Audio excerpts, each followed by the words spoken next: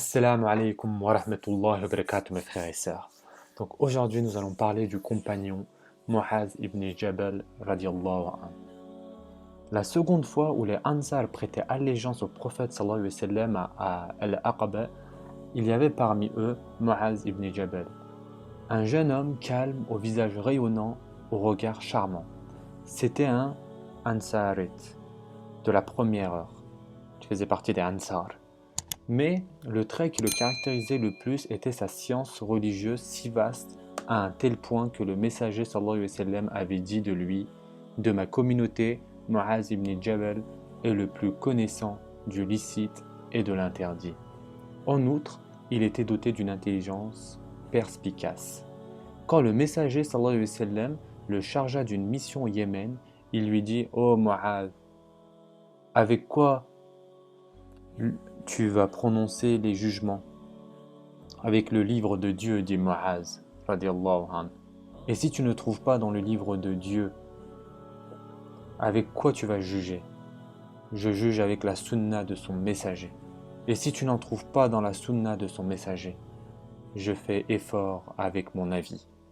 Son allégeance au livre d'Allah ainsi qu'à la sunna du prophète sallallahu alayhi wa sallam ne le désarmait nullement de l'initiative de son esprit raisonnable, ne lui voilait pas les innombrables faits dissimulés qui n'attendaient que leur mise en lumière. De plus, les témoignages à son sujet le disent doté d'un bon sens infaillible. Ibn Abdullah radiallahu anhu raconte qu'il s'était trouvé dans la mosquée au début du califat d'Omar radiallahu anhu. J'ai assisté, disait-il, à une réunion de plus d'une trentaine. Toutes citaient des hadiths du messager sallallahu alayhi wa sallam. Dans le groupe, il y avait un jeune homme rayonnant, à la voix attrayante. Il était le plus jeune. Quand ses compagnons doutaient d'une chose sur un hadith, il le consultait. Alors ce jeune leur a donné son avis. Et puis je me suis rapproché de lui et je lui ai demandé qui il était. Il m'a répondu: je suis Mu'adh ibn Jabal radiallahu anhu. Un autre compagnon avait dit: quand les compagnons du messager sallallahu alayhi wa sallam citaient des hadiths en présence de Mu'adh ibn Jabal, ils le regardaient avec une crainte respectueuse. Mu'adh obtint ce savoir si considérable dans sa jeunesse. D'ailleurs, il ne vécut pas longtemps puisqu'il mourut à l'âge de 33 ans durant le règne d'Omar ibn al-Khattab radiallahu anhu. Mu'adh radiallahu anhu était généreux. Quand on lui demandait une chose, il la donnait de tout cœur. Sa générosité était telle qu'il était resté sans fortune. À la mort du prophète sallallahu alayhi wa sallam, il revint du Yémen où il enseignait l'islam aux musulmans. Puis il émigra en Syrie où il s'occupa également de l'enseignement religieux. Mais à la mort de l'émir du pays, son ami Abu Ubaïda, qu'il remplaça à la tête de l'émirat, après avoir été nommé par le calife Omar radiallahu anhu, il ne passa pourtant que quelques mois à ce poste, puisqu'il fut rappelé à Dieu. Plus tard, Omar radiallahu anhu dit sur le lit de mort: si Mu'adh ibn Jabal était vivant, je l'aurais désigné à ma succession. Et quand je me présenterai devant Allah et qu'il me demandera: qui as-tu désigné au commandement de la communauté de Mohammed? Je dirai: j'ai désigné Mu'adh ibn Jabal. C'est ce que j'avais entendu le prophète sallallahu alayhi wa sallam dire. Le jour de la résurrection, Mu'adh ibn Jabal sera l'imam, le dirigeant des savants.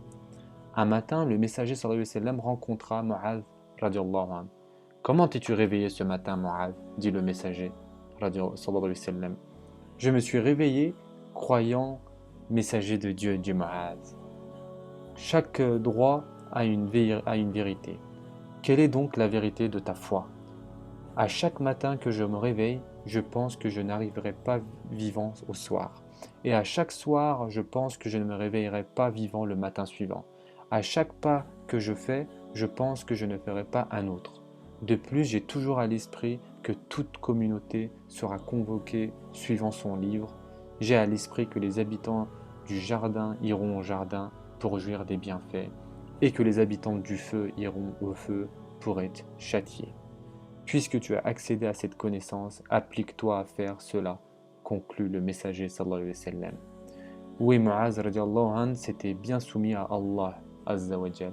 D'ailleurs, Ibn Mas'ud avait dit de lui: nous comparions Mu'adh au prophète Ibrahim, Il invoquait Allah Azza wa Jal en permanence et il appelait les gens à rechercher le vrai savoir, celui qui est bénéfique. Il disait: prenez garde de la déviation du sage. Il faut que vous connaissiez le vrai par le vrai, car le vrai est lumière. Les rites d'adoration, pensait-il, sont un objectif ainsi qu'une équité. Un jour, un musulman lui dit: apprends-moi. Muaz radiallahu anhu l'interrogea d'abord: si je t'apprends, est-ce que tu m'obéis? Comme l'homme répondit affirmativement, Muaz lui dit: jeûne et déjeune, fais des prières et dors, recherche les actions et ne commets pas de mauvaises, ne meurs qu'en état de soumission à Allah et prends garde à l'invocation de l'opprimé contre toi. Quant au savoir, il le voyait indissociable de l'action. Il disait: apprenez du savoir ce que vous voulez. Allah ne vous donnera de bienfaits avec ce savoir que lorsque vous passerez à l'action. Muaz radiallahu anh resta en Palestine jusqu'à ce qu'il fût atteint de la peste. À l'article de la mort, il se mit à dire: ô mort, sois la bienvenue.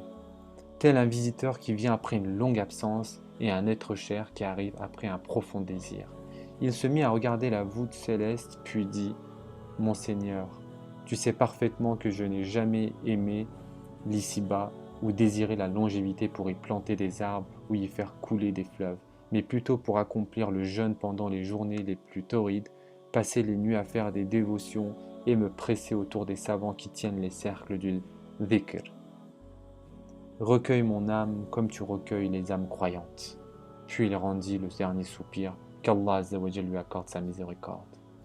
Prenez soin de vous mes frères et sœurs, et à très prochainement, Inch'Allah.